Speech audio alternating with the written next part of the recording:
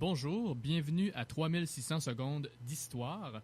En fait, pour cette première émission de l'année 2018, j'en profite au nom de l'équipe pour souhaiter à tous nos auditeurs, évidemment, les vœux habituels, paix, santé, bonheur, et aussi une belle année 2018 en histoire.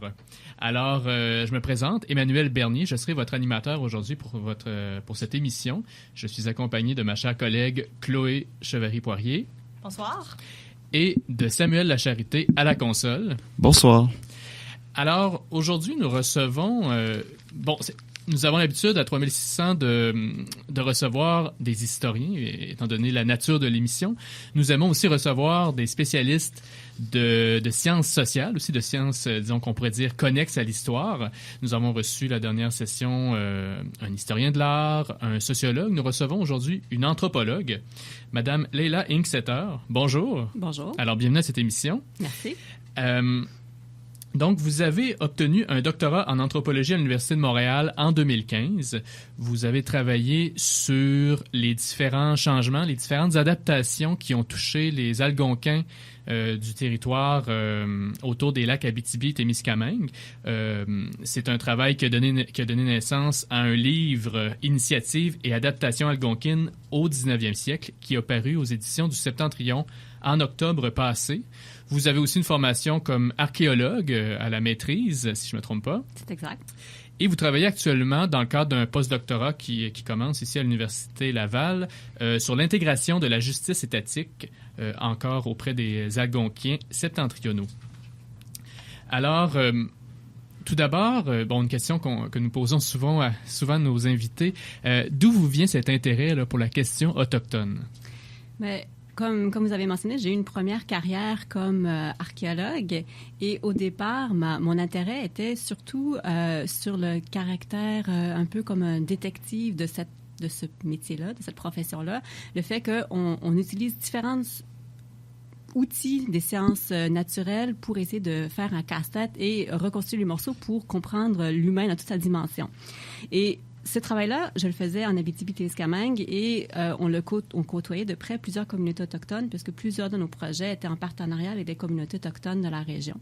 Et au fil des années, l'histoire plus récente m'a intéressée de ces gens-là. Je voulais comprendre comment les choses en étaient venues à être comme elles le sont aujourd'hui. Et pour différentes raisons, j'ai décidé de réorienter ma carrière un petit peu et je suis retournée aux études. Et je voulais continuer à travailler sur les Algonquins, mais non plus à partir de vestiges matériels. Je voulais le faire à partir de documents écrits. Donc, je m'intéresse encore dans une démarche anthropologique. Je m'intéresse au phénomène culturel, au phénomène social, mais à partir de documents écrits. Comme archéologue, vous travaillez sur quelle époque? On faisait une archéologie très, très large, des époques les plus anciennes jusqu'aux époques les plus récentes. Donc, on couvrait plusieurs milliers d'années. D'accord. Alors, avant de poursuivre, nous allons aller avec notre premier segment musical. Alors, comme je disais tout à l'heure à mes collègues, comme il est difficile de trouver de la musique autochtone du 19e siècle, alors on va présenter des extraits d'artistes, de musiciens amérindiens d'aujourd'hui. Alors, un premier extrait du rappeur algonquin Samian, qui vient justement de la région que vous étudiez. Donc, la chanson « Enfant de la Terre ».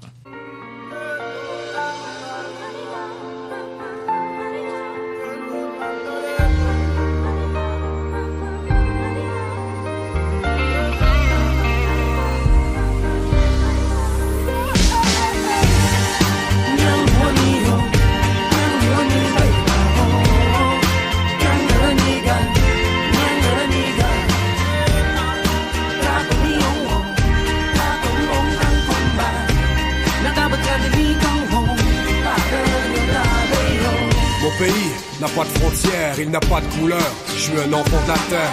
Sur la terre sacrée, on a marché pieds nus. Au fil des 16, on a compté les lunes. On a su lire le ciel en guise de boussole. À qui le respect, car l'homme n'est pas seul. On calculait le temps grâce au soleil. Transmettait notre histoire de bouche à oreille. Mon pays n'a pas de drapeau, car on est tous les mêmes derrière nos couleurs de peau. Connectés à la voix du créateur, guidés par les oiseaux migrateurs. Aborigène à mes ancêtres, j'ai obéi, lié à la terre, en parfaite harmonie. Porté par elle, je retournerai poussière. Je suis un enfant de la terre.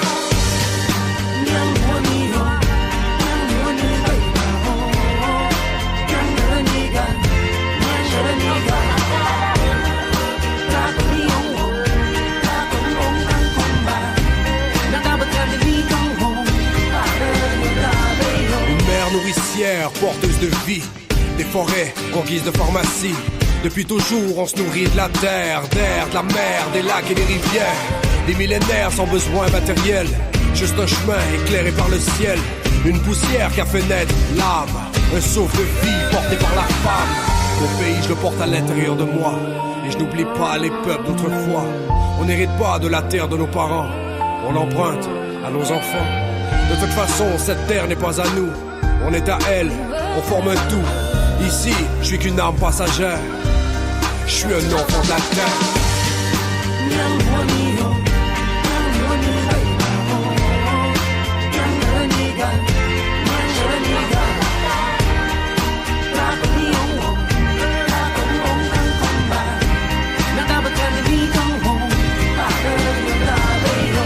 C'est chez moi, c'est chez toi. Tout ce qui compte c'est de savoir où l'on va. Un cycle de vie toujours en mouvement. Des nomades transportés par le vent. Au climat on a su s'adapter. Dans les pires conditions la femme a dû l'enfanter. À la famine on a survécu. Malheureusement certains peuples ont disparu. Nos erreurs ont servi d'apprentissage. Autour d'un feu on écoutait les vieux sages. Une sagesse connectée à l'esprit. Leur voix était utile à la survie. À mon pays je reste enraciné. Dans ma tête résonne la voix des aînés. Un jour, j'irai rejoindre mon père. Je suis un enfant de la terre.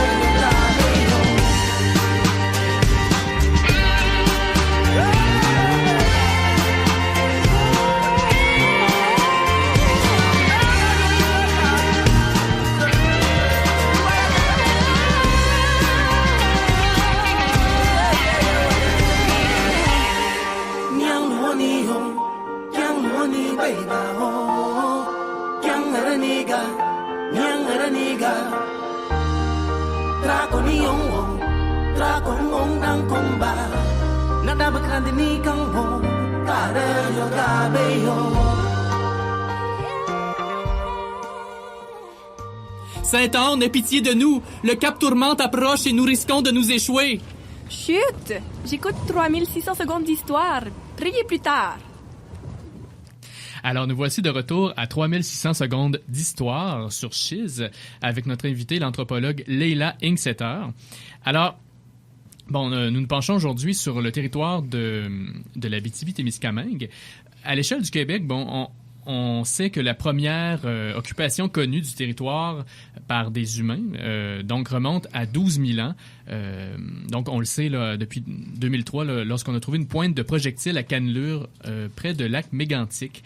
Pour ce qui est de l'Abitibi-Témiscamingue, à quand remonte la première occupation humaine? On l'estime à environ 8 000 ans. Mais c'est une estimation qui n'est pas datée par une date au radiocarbone. Donc, c'est une estimation en fonction d'objets qui ont été découverts et qui pourraient être compatibles avec cette tranche-là. Donc, mais après cette date-là, on a une occupation qui semble être continue de groupes autochtones qui auraient occupé la région sans discontinuité. Quel genre d'objets qui remontent à 8000 ans? Les seuls qui nous parviennent, ce sont des objets de pierre à cette période-là, parce que tout le reste se décompose. Donc des pointes de flèches? Oui, des pointes de lance, surtout. OK. Oui. Et comme on le sait, les premiers contacts entre les Amérindiens de la vallée du Saint-Laurent et les Européens ont eu lieu à peu près au 16e siècle, donc dans le début. Et certains groupes autochtones qui sont présents sur le territoire québécois n'ont pas eu de contact soutenu avec les Euro-Canadiens avant le début du 20e siècle. Qu'est-ce qu'il y en est pour les Algonquins, cet embryonneau? Les Algonquins que j'ai étudiés, donc les groupes de cette région-là, ont eu certains contacts avec des Européens au 17e siècle. Mais ça reste des contacts plus sporadiques. Les Algonquins de la région, la portion méridionale de la rivière des Outaouais ont eu des contacts soutenus avec les Français. Mm-hmm. Ils ont participé aux guerres, aux pratiques diplomatiques. Ils ont participé aussi aux premières missions de façon soutenue. Ils sont devenus catholiques très rapidement. Par contre, plus on monte en amont, moins le contact est soutenu et beaucoup plus sporadique. Donc, dépendamment où se trouvent les groupes dans cet axe-là, plus le contact est limité. À partir du 17e siècle, il y a des commerçants qui s'installent directement dans ce secteur-là, en Abitibi-Témiscamingue. Ils s'installent sur place, donc il y a des postes de traite. Donc, il y a des contacts associés au commerce des fourrures, mais c'est tout. Il n'y a pas de colons à cet endroit-là, il n'y a pas de missionnaires au début du 19e siècle. Donc, le contact avec des personnes autres qu'autochtones reste limité au commerce. Et la connaissance du passé autochtone est toujours un petit peu compliquée, étant donné que, bon, d'une part, avant le contact avec les Européens, on n'a pas de traces écrites. Et les traces écrites qui arrivent plus tard vont très souvent, en grande majorité, être de la main des Européens. Alors, ça, quel impact ça a sur votre travail? Ça a été un défi méthodologique, mais à mon avis, qui a donné quelque chose de vraiment intéressant. Vous avez raison que les sources historiques sont quand même très lacunaires pour des très longs segments de temps, mais à partir du 19e siècle, on commence à en avoir quand même pas mal. On a plusieurs sources. On a des sources tenues par les marchands, on a des sources tenues par les missionnaires qui arrivent à partir de 1836, et puis plus la siècle progresse, plus il y a différents observateurs, comme des touristes même, qui tiennent des chroniques, des scientifiques, et puis évidemment les interventions de l'État qui gardent des traces de tout ça. Donc oui, vous avez raison que ce sont des observateurs externes, donc à la société qu'ils observaient, et évidemment, ils ont compris les choses selon leur propre filtre cognitif et culturel. Mais ils étaient là. Et ce sont des témoins oculaires. Ce que j'ai fait, c'est que j'ai pris ces sources-là et je les ai comparées avec des sources provenant d'Algonquins eux-mêmes, donc soit des autobiographies qui sont récentes ou des sources qui proviennent d'anthropologues qui, eux, ont rapporté des discours d'Algonquins, et j'ai mis ça ensemble. Il y a un défi, par contre, parce que les sources anthropologiques sont beaucoup plus récentes. Donc, on a un témoignage de gens qui disent « avant, nous faisions ceci » ou « autrefois, nous faisions cela ». Il faut comprendre que ce témoignage-là se rapporte à une période temporelle donnée. Ce que j'ai fait, c'est que j'ai mis les deux ensemble, en étant consciente des limites de chaque source qui lui était propre, mais en les mettant ensemble, une éclaire l'autre. Et il y a une forme de reconstruction aussi de la mémoire, j'imagine, avec ces témoignages oraux. Mais c'est-à-dire, j'ai pas trouvé de contradiction. Ce que j'ai surtout trouvé, c'est qu'une permettait de mieux comprendre l'autre. Si je vous donne un exemple, j'ai une source d'un missionnaire qui dit que on lui explique comment faire un hameçon de façon traditionnelle et que le façonnage de ce hameçon devait être accompagné d'un chant pour attirer les poissons.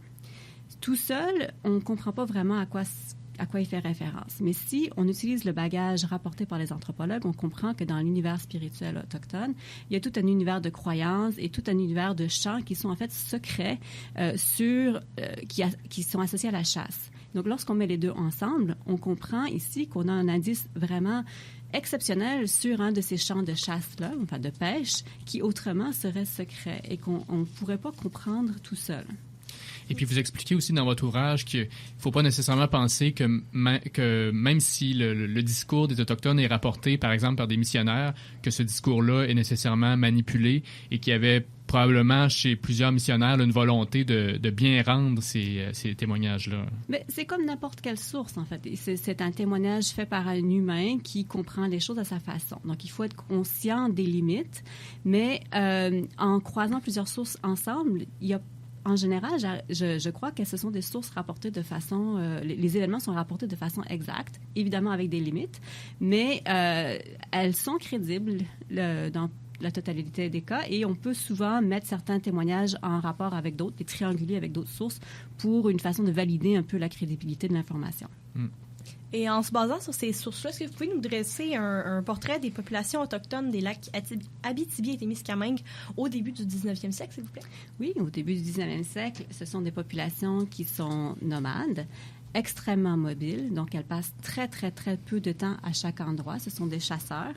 Ils sont très peu nombreux aussi. J'ai essayé de reconstituer un peu la démographie avec la difficulté que ça comporte, mais j'arrive à une très, très faible densité démographique, donc environ 300 personnes autour d'un vaste territoire de 70 000 km² au lac Abitibi et environ 260 personnes pour un territoire d'à peu près une trentaine de 30 000 km² autour du lac Témiscamingue.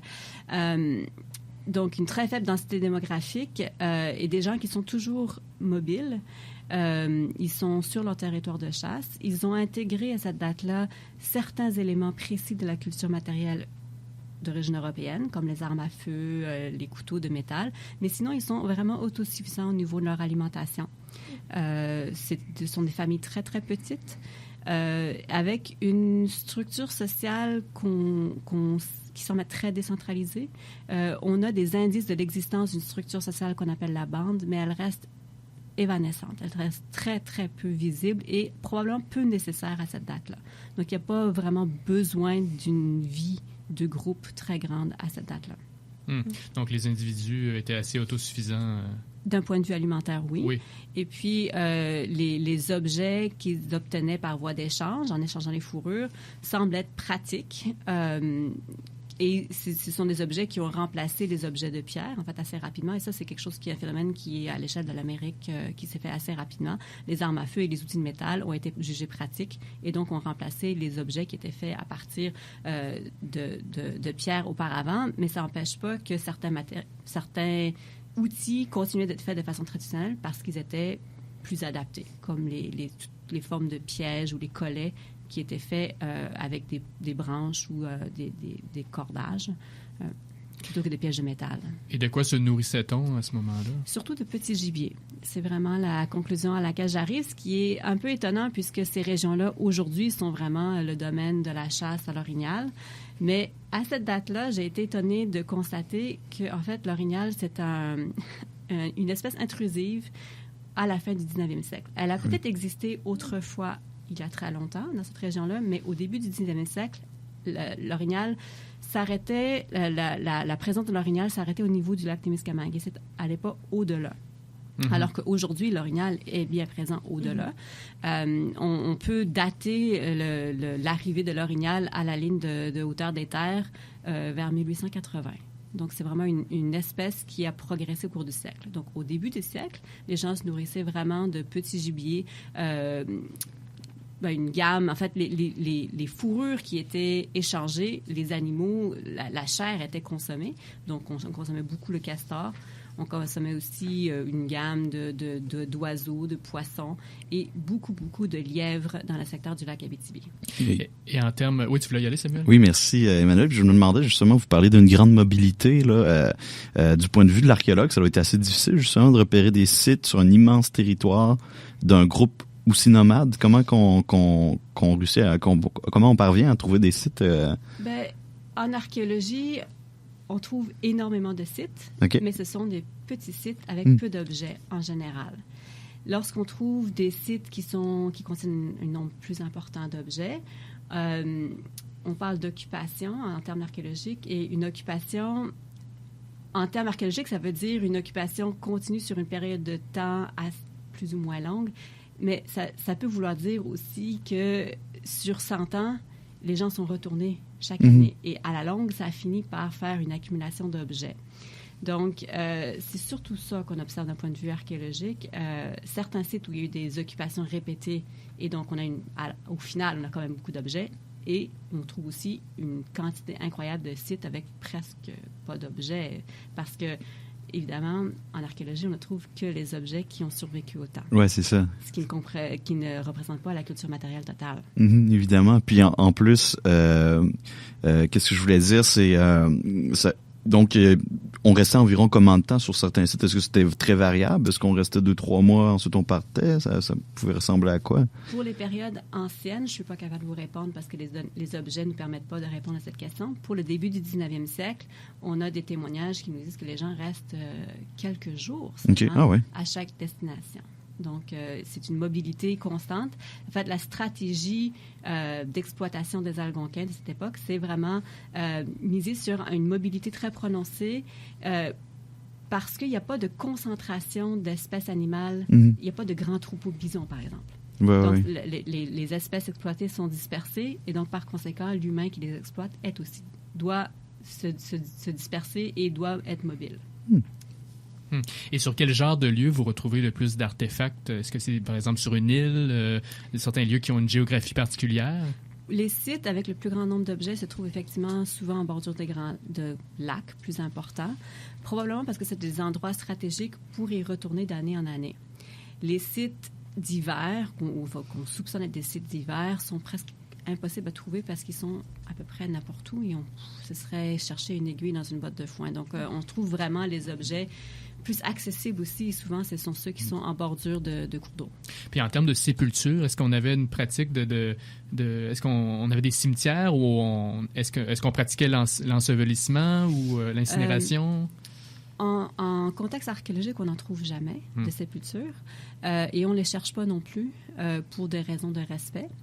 Mais on ne les trouve pas. La première réponse, c'est qu'on ne les trouve pas parce que de toute façon, dans ces sols-là, tout ce qui est organique se décompose extrêmement rapidement. Au début du 19e siècle, avant l'introduction des pratiques d'enfouissement catholique, chez ces gens-là, on a des descriptions de techniques de sépulture qui... On comprend que le corps est enfoui, est enseveli dans une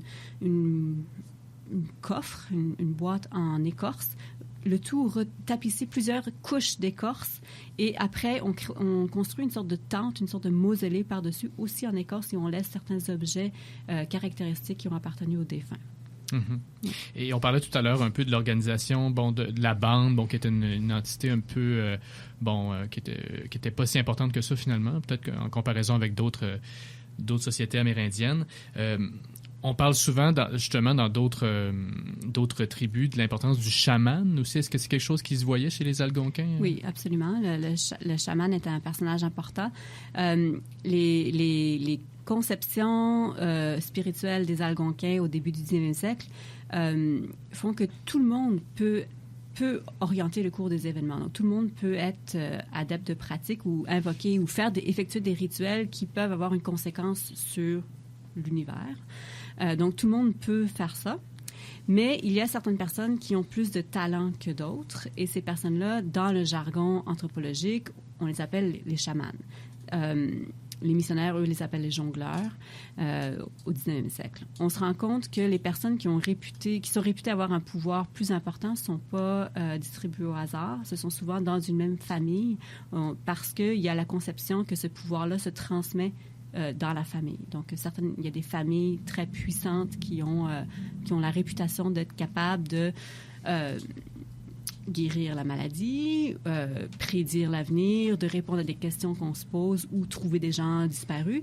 Mais aussi, elles peuvent envoyer un mauvais sort pour anéantir un ennemi. Donc, ce sont des personnages un peu ambigus qui sont, comme elles sont capables de faire des choses extraordinaires, elles peuvent le faire pour le bien, mais elles peuvent le faire aussi à mauvais escient. Donc, elles sont vues elles semblent être vues, en tout cas, avec une certaine ambivalence. Et le pouvoir, est-ce que le pouvoir était détenu plus par les hommes, j'imagine? Non, on a des témoignages de femmes chamanes aussi. Elles pouvaient être très puissantes aussi, mais en général, on comprend que les hommes chamans étaient plus puissants que tous. Mm-hmm. Et toujours en parlant de ce début du 19e siècle, comment se déroule la traite des fourrures dans la région Abitibi-Témiscamingue à cette époque-là? Au début du 19e siècle, c'est vraiment intéressant parce que dans les deux secteurs que j'ai étudiés, le lac Témiscamingue et le lac Abitibi, il y a deux situations très différentes. Le lac Témiscamingue, il y a un poste de traite qui est là depuis très, très, très longtemps. En fait, il y en a eu un premier au 17e siècle, après ça a été reconstruit au 18e et à partir de 1720, il a été occupé de façon continue par une série de marchands montréalais, des marchands anglophones qui, à la fin du 18e siècle, se sont associés avec la Northwest Company. Et ils opéraient sans vraiment de concurrence. Par contre, au lac Abitibi, il y a eu plusieurs marchands différents qui se faisaient concurrence et à la fin du 18e siècle, la compagnie de baie du Son s'est implantée au lac Abitibi. Donc, on a une situation de concurrence féroce au lac Abitibi. Finalement, c'est la compagnie de baie du Son qui a perdu, qui a plié bagage en 1812 et c'est la compagnie du Nord-Ouest qui a continué à opérer là. avant que la fusion des deux compagnies ramène seulement la compagnie de la baie du Son en 1821. D'accord, alors on va y revenir après la pause publicitaire, mais d'abord un deuxième morceau, en fait, du groupe Cachetin, donc qui regroupe Florent Volant et Claude McKenzie, deux qui proviennent de la Côte-Nord, si je me rappelle bien. Donc la chanson, je ne sais pas si je vais bien la prononcer, là, c'est en Innu, et Wasi Wiyan. Alors bonne écoute et on se retrouve après la pause publicitaire.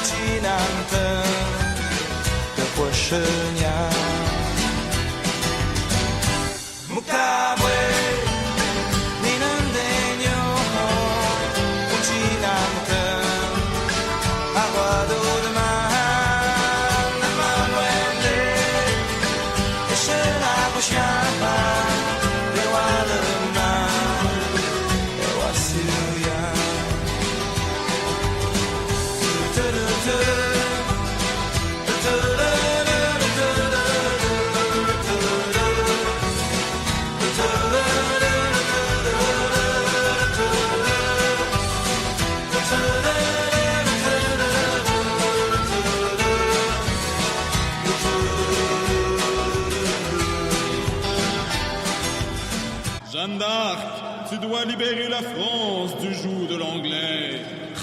Est-ce que ça peut attendre? C'est 3600 secondes d'histoire. Oh, est-ce que je peux me tirer une bûche? On n'en a pas pour 100 ans. Alors, nous voici de retour à cette émission de 3600 secondes d'histoire avec l'anthropologue Leila Inksetter sur les initiatives et adaptations algonquines au 19e siècle.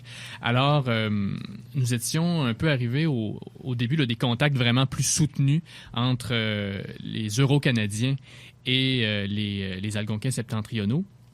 Et on parlait justement de ces deux compagnies là, qui étaient en concurrence sur ce territoire. Quelles ont été les répercussions pour ces populations amérindiennes de cette concurrence? La concurrence, comme je disais, elle s'est manifestée vraiment surtout autour du lac Abitibi. Et à cet endroit-là, la concurrence, elle a eu vraiment deux effets que je peux voir. D'abord, c'est une distribution vraiment impressionnante d'alcool parce qu'on cherchait à s'attirer la clientèle et une façon de le faire, c'était au moins de l'alcool. Donc, les quantités d'alcool sont vraiment astronomiques distribuées dans un contexte de concurrence, alors qu'elles sont... On distribue l'alcool aussi quand il n'y a pas de concurrence, mais beaucoup, beaucoup moins. L'autre effet, c'est on a une sorte de stratégie de fidélisation de la clientèle, en fait, qui ressemble un peu au système de points qui existe dans les compagnies. Les cartes métro, là. Oui, ce genre de système-là. Et on récompense les meilleurs chasseurs. Et les deux compagnies, soit la compagnie Nord-Ouest ou la compagnie La Baie du Son, ont un système de reconnaissance de personnes qu'elles appellent les capitaines de traite. Ça pouvait être des chefs, mais on comprend qu'on donne le titre de capitaine à des personnes qui n'étaient pas nécessairement chefs, réputées comme telles dans la société algonquine. Et cette reconnaissance-là venait avec des cadeaux. On donnait des tenues vestimentaires qui sont inspirées du style vestimentaire anglais de militaire, donc des vestes militaires avec épaulettes, boutons de laiton, et aussi une gamme de cadeaux, donc des chemises, des vêtements, mais aussi beaucoup d'alcool. Et on comprend que cette multiplication d'offres a pu... il y avait une concurrence entre les deux. Les Algonquins ont évidemment tenté de tirer le meilleur parti possible de la situation, donc d'aller vers le plus offrant toujours. Ça crée une surenchère à la hausse qui était finalement néfaste pour tout le monde, puisque ça a presque conduit à la ruine respective des deux compagnies, puisque acheminer de l'alcool, c'est loin, c'est dispendieux, tout se fait avec des voyageurs. Donc, ça a conduit à la défaite de la compagnie La Baie du Son en 1812. Mais j'ai eu l'impression que ça a pu amener une sorte de surenchère à la hausse de signes ostentatoires de statut de chef et créer une situation où entre un chef a pu se sentir extrêmement puissant. Et il y a eu c'est impossible d'établir un lien direct, mais il y a eu une grave crise qui s'est produite. Il y a quelqu'un qui a commis une série de meurtres à l'ouest du lac Abitibi. Et je suis presque sûre qu'il s'agit d'un de ces un fils de chef qui aurait reçu beaucoup de ces cadeaux-là. Et on doit comprendre cet événement dans la série de ce que je vous ai dit tantôt au sujet des chamans et aussi d'une grande quantité d'alcool, et que certains chamans étaient réputés pouvoir être possédés en quelque sorte par un mauvais esprit. Il y a un lien entre tout ça, de tous ces événements-là. Donc, cette sorte de perte de contrôle de cette personne-là a peut-être été encouragée en quelque sorte par la reconnaissance qu'il avait des différentes compagnies comme étant quelqu'un de très, très, très puissant. Oui, parce qu'on imagine que ces chefs là, qui étaient comme littéralement adoubés par les Européens, ça occasionnait peut-être des jalousies. Bien, c'est sûr qu'on n'a jamais la version des Algonquins eux-mêmes impliqués et tout ce qu'on a, c'est des bribes rapportées par les différents observateurs. Donc, on ne peut pas savoir le fin fond de l'histoire, mais cette notion de pouvoir et de pouvoir qui peut amener au meurtre, ça, on a plusieurs sources qui témoignent de ça. Et pour passer à un autre type de contact avec les Euro-Canadiens, le premier missionnaire catholique arrive dans la région en 1836. Donc, à quoi ressemblait la spiritualité des Amérindiens de la région à ce moment-là? Puis, comment est-ce qu'ils ont intégré le catholicisme à leur système de croyance? Oui, bien... C'est vraiment intéressant de se poser la question sur comment s'est faite la réception du catholicisme. Dans ce cas-ci, chez ces gens-là, ce sont que des missionnaires catholiques qui se sont présentés. Ailleurs, en Amérique, il y a eu des missionnaires protestants aussi, et même il y a eu des compétitions en missionnaires catholiques et protestants, mais dans le secteur qui m'intéressait, il n'y avait que des missionnaires catholiques. Et ce qui est intéressant, c'est que la réception qu'ont faite les Algonquins de ces missionnaires-là était très bonne, très favorable. Alors, ça amène une question évidente, mais pourquoi? Puisque ces gens-là avaient leur propre chaman, avaient leur propre idéologie, spiritualité qui fonctionnait très bien. Donc, pourquoi en prendre une autre? Et c'est une grande question qui m'a amené à réfléchir beaucoup. Et encore une fois, en mettant tous les types de sources ensemble, j'en suis venue à la conclusion que le catholicisme, d'une part, était, peut-être contrairement à l'idée qu'on s'en fait, était en fait compatible avec la conception du monde qu'avaient les Algonquins, dans le sens que et missionnaires catholiques et Algonquins pensaient qu'on pouvait faire certains rites pour orienter les cours des événements et nous les rendre favorables. Donc, on pouvait faire une offrande de tabac avant de traverser la rivière pour s'assurer d'une traversée sécuritaire. Mais les missionnaires, eux, proposaient d'autres choses. Ils proposaient faire un signe de croix, porter un chapelet ou implorer tel saint ou telle sainte. Et les Algonquins, pour eux, c'était pas compatible d'apporter un élément de plus à leur outil spirituel pour que les choses tournent en leur faveur. Donc, on a des témoignages de ça, où donc les gens font des offrandes de tabac, mais aussi, en plus, ils font un signe de croix, ils portent un chapelet, ils portent des crucifix, et ainsi de suite. Et ce qui est étonnant, c'est que les missionnaires, eux, ça ne les choquait pas. Plus tard, ils ont pu être plus rigides sur certains aspects, mais à cette époque-là, cette période d'intégration-là, les missionnaires étaient tout à fait d'accord, certains plus que d'autres. Il y a comme une variation individuelle parmi les missionnaires, mais tant que pour eux, on priait Dieu, c'était tout à fait correct de le faire de différentes façons à cette époque-là. Donc, pour ces Amérindiens, le Dieu des chrétiens est un peu comme une personne de plus à qui on pouvait s'adresser. C'est l'impression que j'avais. Mais aussi, un autre élément de réponse fait un peu référence aux chamans qui pouvaient être en perte de contrôle. Et au 19e siècle, on se rend compte que l'interprétation à laquelle j'arrive, c'est que les Algonquins ont fait une sorte de calcul de coût-bénéfice. Ils avaient la conception que le pouvoir des catholiques, les prêtres catholiques, affaiblissait le pouvoir de certains chamans. Et donc, les rituels catholiques permettaient d'orienter les cours des événements en notre faveur, s'assurer une chasse fructueuse, faire une traversée sécuritaire, mais aussi, en plus, ça limitait le pouvoir de certains chamans réputés être très puissants et peut-être craints. Et donc, les deux ensemble, ils ont comme fait un calcul en se disant, cette nouvelle religion-là nous apporte certains outils spirituels et en contrepartie, ça nous permet de limiter cette espèce de pouvoir démesuré de certains chamans. Et évidemment, ils l'ont intégré, la religion catholique, à leur façon, en faisant une version du catholicisme qui leur est propre. Mm-hmm. Et les missionnaires, à ce moment-là, on parlait de quelle congrégation? Les premiers missionnaires, le premier missionnaire en 1836, c'était un Sulpicien qui provenait de la mission sulpicienne du lac des Deux-Montagnes. Il a été sélectionné parce qu'il parlait déjà l'algonquin, puisqu'il travaillait déjà auprès d'algonquins de la portion méridionale de la rivière des Outaouais.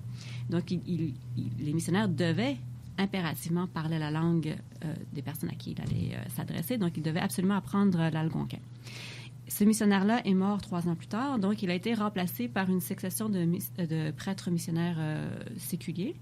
Et puis, pour finalement, l'évêque a attribué ces missions-là aux Oblats, qui sont restés jusqu'au 20e siècle.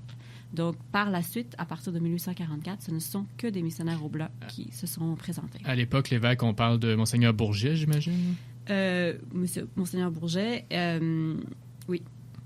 Oui, donc le territoire que vous étudiez était sous la juridiction du diocèse de Montréal, bon, j'imagine à partir des années... d'abord en 1836, c'était Monseigneur Lartigue, puis après ça, Monseigneur Bourget. Puis après ça, il y a un redécoupage des évêchés. Après ça, l'évêché a été redécoupé. Il y a eu un siège épiscopal à Pembroke. Après, lorsque la colonisation euro-canadienne a remonté l'Outaouais, il a fallu procéder à des redécoupages.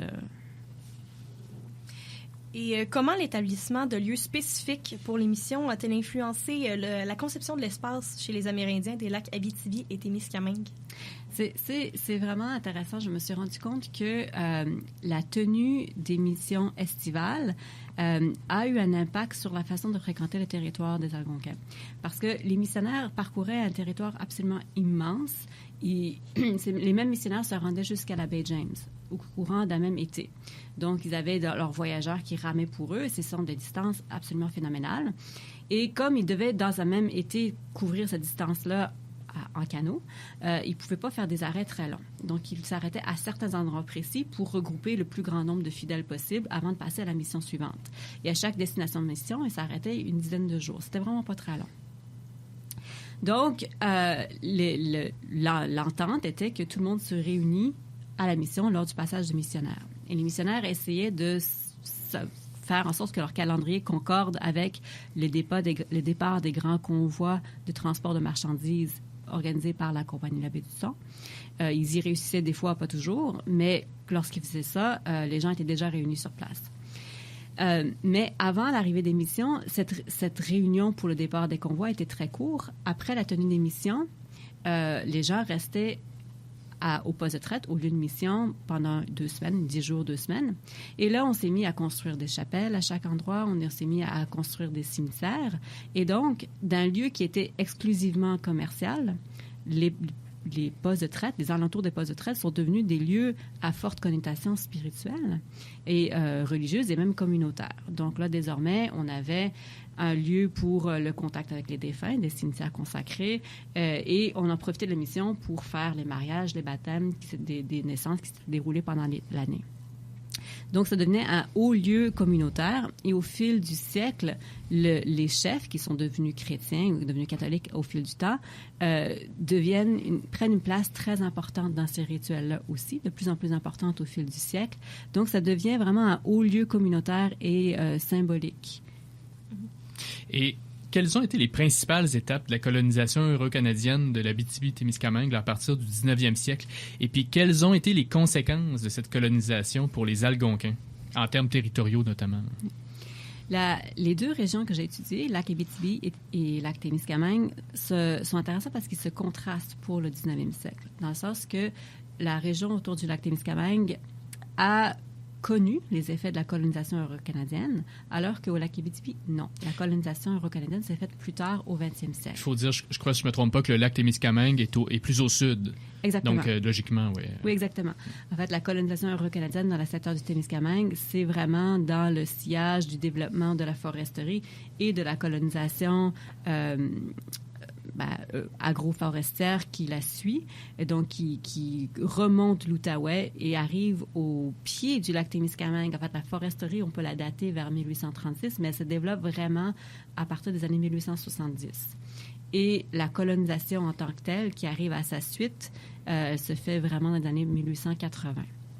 Donc, les Algonquins sont touchés par cet événement-là au lac Témiscamingue, mais pas au lac Abitibi à la période que j'ai étudiée. Donc, ça me permettait de faire un contraste entre les 2. Alors, les effets de cette colonisation-là, ça reste, pour la période que j'ai étudiée, elles restent finalement à la fin de la période, mais elles ont un effet quand même, puisque de nouvelles personnes occupent le territoire que jusqu'alors, qu'occupaient seulement les Algonquins. Finalement, ils étaient les seuls maîtres de leur territoire. Et désormais, il y a plus de personnes qui l'exploitent sans leur demander leur avis ou leur consentement. Est-ce que vous percevez des différences dans la réaction des Amérindiens par rapport entre ceux du lac Abitibi et ceux du lac Témiscamingue? Bien, pour cette période-là, j'ai pas des témoignages directs rapportés. Donc, c'est sûr que j'ai pas la perception subjective ou j'ai pas des discours directs de gens. Ce que j'ai, c'est des actions. Donc, les gens du lac Témiscamingue doivent se tourner vers d'autres modes de subsistance. Ils ne peuvent plus vivre seulement de la traite des fourrures et de la chasse comme ils faisaient autrefois. Et ils vont se mettre à faire une gamme étendue d'activités pour subvenir à leurs besoins. Et certains vont tirer leur épingle du jeu très bien. Certains vont se tourner vers l'agriculture et devenir en fait des agriculteurs prospères à la tête du lac Témiscamingue, où ce sont des terres très fertiles. Mais cette option n'est pas envisageable partout parce que toutes les terres ne sont pas fertiles dans ce secteur-là. Il y a la culture de la pomme de terre qui va se développer et puis les gens vont se tourner aussi vers du travail salarié d'appoint qui va combiner dans une certaine mesure avec le maintien des activités traditionnelles de chasse et de piégeage. Au lac Abitibi, la question ne se pose pas de la même façon puisque les gens peuvent maintenir très longtemps leur mode de vie qu'ils aiment et qui fonctionne très bien. Et donc, à la fin du 19e siècle, ils vont continuer d'être chasseurs, ils vont continuer d'exploiter des fourrures et ils vont faire un peu de culture de pommes de terre qui se répand du sud au nord parce que c'est pratique, parce que ça fait un aliment qu'on peut entreposer. Voilà. Mais ils n'ont pas le même besoin de se tourner vers le travail salarié ou vers l'agriculture que ne le font ceux du lac Témiscamingue. Et puis, il y a l'introduction de la farine aussi qui a eu un impact. Oui. Mais l'introduction de la farine, elle se fait parce que les réseaux de transport permettent ça avec le siècle. Au début du 19e siècle, toutes les denrées tous les objets qui étaient échangés aux Autochtones devaient être transportés par voyageurs en canot. C'est très lourd, c'est très dispendieux. Donc, on ne peut pas se permettre d'amener beaucoup de choses et on amène la farine au début du 19e siècle seulement pour nourrir les employés qui restent sur place. Et ça reste un appoint à leur alimentation. Les employés doivent chasser, piéger, pêcher des poissons, les saler, les entreposer, faire de l'agriculture. Donc, on achemine assez peu de farine. Par contre, avec le développement de la vapeur au 19e siècle, c'est possible d'amener des plus grandes quantités de farine plus haut dans l'Outaouais. Et donc, ça devient quelque chose qui est accessible, qui est achetable et et que les Autochtones vont rechercher puisque c'est un aliment qu'on peut entreposer, qu'on peut amener sur le territoire. Et on se rend compte que ça aussi, ça a un effet sur la mobilité puisque à la fin du 19e siècle, les gens passent beaucoup, beaucoup de temps au poste de traite, donc le lieu qui est devenu le lieu communautaire, la mission, puisque la farine permet de maintenir la population sur un lieu, alors que lorsqu'on vit seulement de chasse et de pêche, il faut bouger tout le temps, aller chercher pour ne pas exploiter la ressource complètement. Donc, pour avoir suffisamment à manger, autrefois, il fallait bouger. Là, la farine permet de maintenir à un même lieu une grande population rassemblée. Et on a souvent une perception qui est très négative de l'installation des Occidentaux sur les territoires amérindiens, notamment là, à cause, comme on le sait, des nombreuses maladies qui ont été apportées à cet endroit-là par les Occidentaux. Qu'est-ce qu'on peut en dire à propos des Algonquins septentrionaux? Il est indéniable qu'il y a eu une usurpation du territoire en quelque sorte. Donc, des nouvelles personnes sont venues sur le territoire qu'occupaient uniquement les Algonquins et ça s'est fait sans leur demander leur avis. Je n'ai pas le point de vue des Algonquins, comme je disais, au 19e siècle sur cette question, mais ils ont dû tirer parti de la situation puis s'organiser autrement. Moi, ce que j'ai pu observer, par contre, c'est que la prémisse voulant que l'arrivée des Européens ou des Euro-Canadiens sur le territoire amène des nouvelles maladies, je m'attendais à observer ça. En fait, je me suis rendu compte qu'on observe le contraire. C'est pas tellement l'arrivée des Européens en tant que telle qui fait que la population algonquine augmente, mais c'est le fait qu'il y a des ressources alimentaires d'appoint qui deviennent stables, comme la farine. Et donc, ça permet de maintenir les populations qui, autrefois, pouvaient mourir de faim. Mourir de faim, c'était pas quelque chose qui arrivait tout le temps, mais c'était toujours un risque dans la vie de chasseurs et on a plein de cas documentés pour le 19e siècle. Et ça s'arrête lorsque la farine est introduite ou que les autres ressources alimentaires d'appoint sont introduites. Et les populations se mettent à augmenter. À cette date-là, au 19e siècle, il n'y a pas encore de la médecine moderne. Il n'y a pas vraiment les mesures d'hygiène qu'on connaît aujourd'hui. Et j'observe pas non plus que les familles deviennent plus nombreuses ou très, très, très peu. Donc, on peut pas... C'est pas une augmentation de la fertilité qui se produit au 19e siècle. C'est vraiment une chute de la mortalité.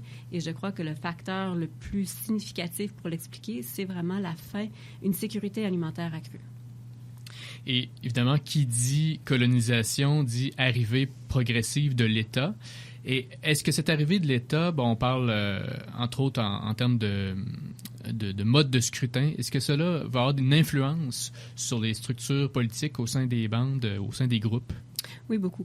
Le gouvernement canadien a des grandes politiques centralisées sur sa relation avec les Autochtones, mais elle reste malgré tout très peu appliquée pour les groupes qui sont un peu en périphérie. Elle reste surtout appliquée pour les groupes avec lesquels le gouvernement et les instances coloniales ont des interactions plus soutenues. Il y a eu la création d'une réserve en 1853 au lac Témiscamingue, mais à cette date-là, en 1853, ça reste une création plus théorique que concrète. Ça reste un carré qui a été délimité sur une carte.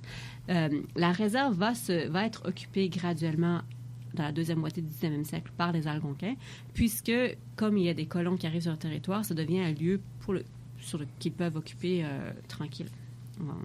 Ça leur a fait un lieu pour s'établir. Par contre, ce que j'ai trouvé, c'est que oui, le gouvernement canadien a des politiques très centralisées par rapport aux Autochtones, mais elles restent peu appliquées pour la période qui m'intéressait.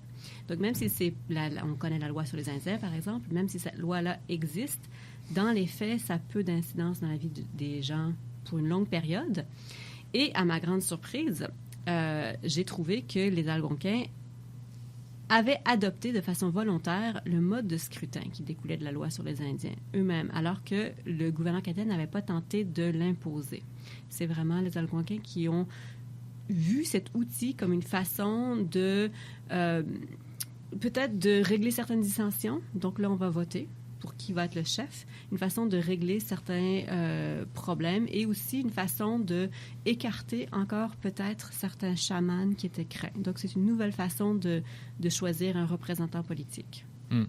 Et puis, bon, on a souvent tendance à parler, en parlant avant le contact avec les Européens, bon, pour les Amérindiens, d'une période un peu comme d'un âge d'or qui va être opposé à une période, la période de l'arrivée des Européens où les Amérindiens deviennent un peu comme des victimes. Or, bon, votre livre parle d'initiative, d'adaptation. On montre des populations qui sont loin d'être passives. Alors finalement, ce portrait-là très manichéen d'un âge d'or qui est suivi d'une période de manipulation, je crois que c'est quelque chose qui est beaucoup nuancé par vos recherches. Oui, c'est la conclusion à laquelle j'arrive. La conclusion finale, c'est que ça ne nous aide pas, je crois, comme chercheurs, d'avoir une vision très émotive du passé, que ce soit un âge d'or ou un âge des ténèbres. Et en fait, ce qui est surtout utile, c'est de comprendre comment les gens vivent cette réalité et comment ils s'adaptent. Et c'est ce que j'ai voulu démontrer. Bien, on vous remercie beaucoup. Ce fut très intéressant. Merci. Alors, c'est ce qui met fin à cette émission. Alors, on vous donne rendez-vous la semaine prochaine pour une émission qui sera animée par mon collègue Alex Tremblay à propos de la nouvelle exposition qui commence au Musée de la Civilisation de trappeurs à entrepreneurs et qui permettra d'en connaître plus là, à l'aide des deux responsables de l'exposition. Et pour finir cette émission d'aujourd'hui, nous allons aller avec un dernier segment musical. Alors, nous retournons à notre rappeur algonquin national, Samian, avec la chanson Kissakin, qui vient de son album Face à soi-même. Alors, nous vous souhaitons une bonne soirée.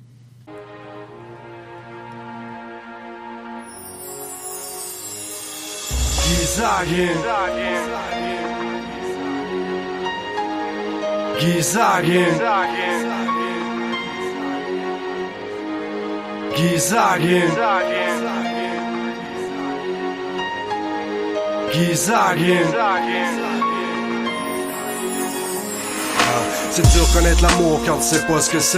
Je fais du mieux que je peux, pis ça j'espère tu le sais. Je sais que je suis pas parfait, pis que je peux pas le devenir. Avec les erreurs que j'ai fait, je sais que je peux pas te retenir. Mais je veux te rendre heureuse, je sais ton âme. Commande s'il te plaît, c'est déjà cool savoir que je te plais. Tu m'as choisi comme je t'ai choisi, l'union fait la force. Je veux faire de toi la femme de ma vie. Je veux trouver les mots pour te rassurer. Dans chaque épreuve, laisse-moi au moins faire mes preuves. C'est vrai que la jalousie, c'est tellement destructeur. Ça peut détruire un homme autant en tête que dans le cœur. Je sais que je suis pas le plus romantique, ni le plus délicat, ni le père de ton petit gars, mais je l'aime comme mon propre fils. C'est propice, la vie est tellement courte. Ça me rend heureux de savoir que t'existes. Je veux juste être là quand tu n'as besoin. Être le mec d'une seule dame et d'en prendre soin. Dans ma vie y'aura toujours ta place. Pas question que je te remplace. Dis-moi ce qu'il faut que je fasse. J'ai le cœur à bonne place. J'ai su que j'allais t'aimer dès le premier jour. Tu m'as fait craquer. J'ai vu c'était quoi le grand amour. Je me sens sommet du monde, tellement brillante comme femme. Et t'es aussi magnifique qu'une montagne en Espagne. C'est aussi beau qu'un film. Tout ce qui me rend heureux, c'est de savoir que tu me files. Pour le restant de mes jours, je veux vivre de cet amour et tout ce qui tourne autour. Je veux ma page dans ton livre, je veux ma place dans ta vie. Yo, je t'aime jour et nuit, je veux que tu m'aimes comme je suis. Je m'engage et ça vaut la peine, tellement désolé. Si je t'ai fait de la peine, c'était pas voulu, je t'aime. M'entends-tu? J'ai besoin de toi, je suis fou de toi. Je veux vivre sous le même toit, des enfants qui viennent de toi. On a le droit d'être heureux. En plus, Milan est merveilleux. T'es une mère exemplaire, vous êtes ma petite famille. Même si je sais que je suis pas le père, je veux pas le perdre, je veux pas te perdre. Je vous aime comme mes deux perles des Mégis, aussi essentiel que Gizis. J'ai toujours dit qu'une toune d'amour c'était comme un tatou. Mais yo, je t'aime et je l'avoue, on fait nos choix, l'avenir est à nous. C'est notre histoire, à nous d'y croire. On écrit une page à chaque soir. Je te paye un verre, viens t'asseoir. Je veux juste t'embrasser, c'était la femme de mes rêves. Pas question que je te laisse passer. Je te laisserai jamais tomber. Notre histoire fait juste commencer. Je veux pas que ça s'arrête. Tu me donnes des frissons, de raison d'être l'homme qu'il te faut. Je sais que j'ai mes défauts, yo, mais ça se travaille. Et je te jure, je ferai ce qu'il faut. C'est aussi beau qu'un film. Tout ce qui me rend heureux, c'est de savoir que tu me files. Pour le restant de mes jours, je veux vivre de cet amour et tout ce qui tourne autour. Je veux ma page dans ton livre, je veux ma place dans ta vie. Yo, je t'aime jour et nuit, je veux que tu m'aimes comme je suis. Je m'engage et ça vaut la peine, tellement désolé. Si je t'ai fait de la peine, c'était pas voulu, je t'aime. M'entends-tu?